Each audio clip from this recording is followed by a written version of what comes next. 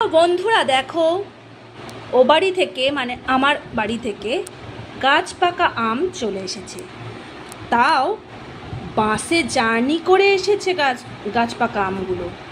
3-3.5 ঘন্টা জার্নি করার পর এই প্রথম কেউ না এসে আম চলে এলো।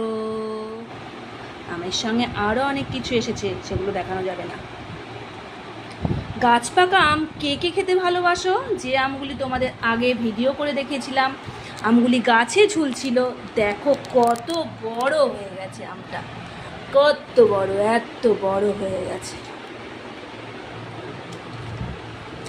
কত বড় বড়। কিন্তু এগুলো না বেশি দিন থাকবে না, গরমে এসেছে না।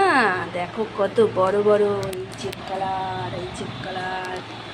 ওয়াও, কে কে ভালোবাসো হিমসাগর আম খেতে? আমার তো ভীষণ ভালো লাগে, কিন্তু না বেশি দিন থাকে না আমগুলো, এই হচ্ছে ব্যাপার।